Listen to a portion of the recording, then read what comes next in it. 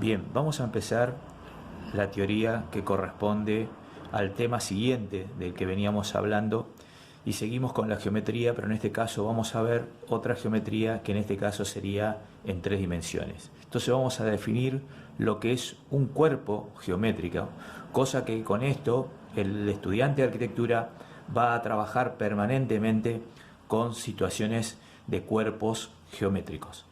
Vamos a definir lo que es un cuerpo geométrico.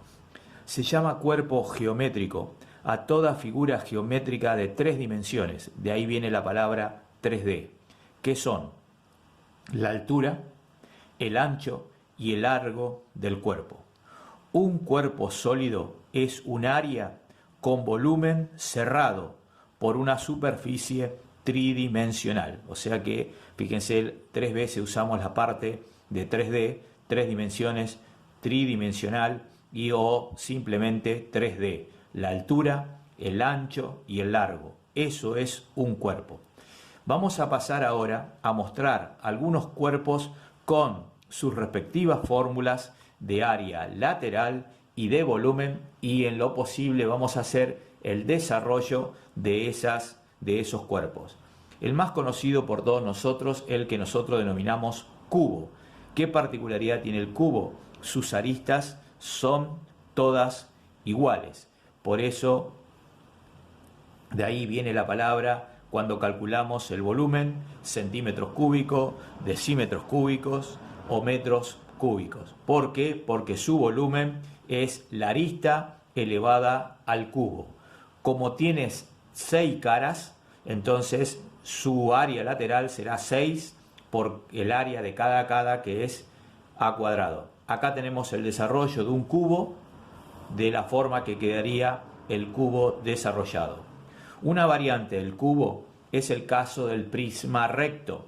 El prisma recto tiene la particularidad que sus caras son paralelas, por eso se denomina también llamado paralelepípedo, con la diferencia que el prisma recto, todas sus caras forman ángulos rectos, por eso recibe el nombre de prisma recto. Acá tenemos el dibujo, tenemos la base, tenemos la altura, por lo tanto el volumen de un prisma o de un paralelepípedo es superficie de la base, es decir, A por B por su altura. Y el área lateral serían las 6 caras, como 2 caras son siempre iguales, quedarían entonces 2 por AB, que serían la base y la tapa, 2BH, que serían los laterales, y la parte frontal y la parte posterior 2 por A por H. La suma de esas 3 áreas me da el área lateral del paralelepípedo o prisma recto. Y el desarrollo lo está indicado acá, cómo sería el desarrollo de un prisma recto. Vamos a pasar ahora a otros cuerpos también muy conocidos y muy usados en la arquitectura. Uno de ellos es la esfera. La esfera, la tenemos dibujada acá, tiene como volumen 4/3 de pi por r cubo. R es el radio, es decir, la distancia que hay desde el centro de la esfera hasta su parte que limita la circunferencia. El área lateral son 4pi de r cuadrado.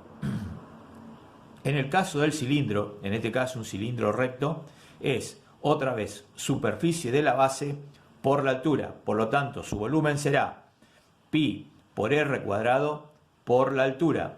Y el área lateral está formada por un rectángulo más la base y la tapa. Por lo tanto, el área lateral quedaría pi por r cuadrado más 2 por pi por r por h.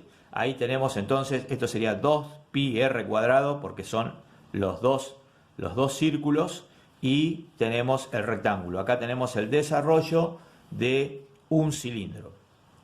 En el caso del cono, lo tenemos aquí, es provocado por una generatriz, por eso lleva el nombre de G, que gira alrededor de este punto generando un cono. Esto lo habíamos visto ya en cónicas, que era justamente una generatriz que generaba al girar una superficie cónica. Acá lo tenemos y ahora vamos a calcular su volumen, por lo tanto necesito el radio de la base y necesito la altura, que es la perpendicular que baja desde el vértice hasta la base.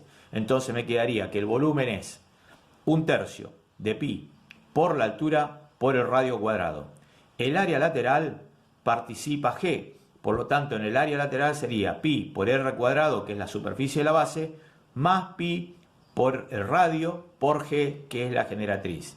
Si no tenemos la generatriz y tenemos el radio y la altura, podemos calcular la generatriz usando Pitágoras, diciendo que la generatriz es la raíz cuadrada de r cuadrado más h cuadrado. Y acá tenemos el desarrollo de un cono.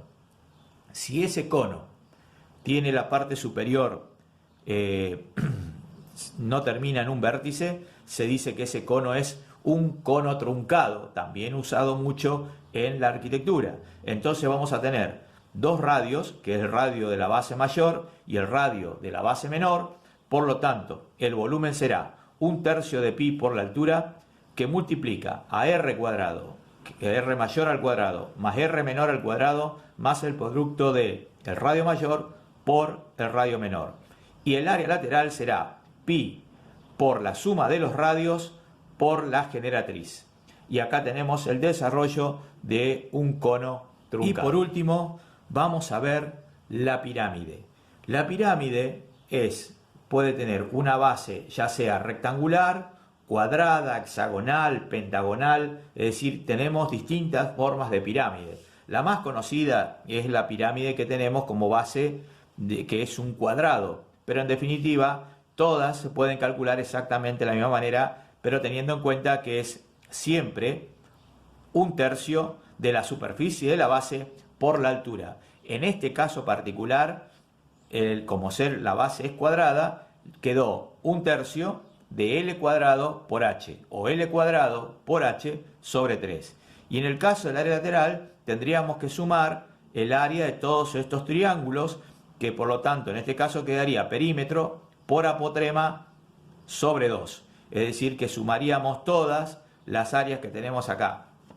Y a este área habría que sumarle la base, que sería en este caso L cuadrado. Quiere decir que me quedaría que el área lateral, en este caso particular, sería 4L por la apotema, que la tenemos acá, sobre 2, que serían los 4 triángulos, más la superficie de la base, que sería L al cuadrado. Acá tenemos entonces justamente el área lateral de una pirámide. Y acá tenemos el desarrollo de cómo quedaría el caso de esta pirámide, donde su base es un cuadrado, pero podríamos tener como base un rectángulo, insisto, un pentágono, un hexágono, y todas se calculan exactamente de la misma manera. Con eso terminamos la clase de teoría de cuerpos y vamos ahora a ver cómo hacemos para resolver los ejercicios de la guía práctica que corresponden a este tema.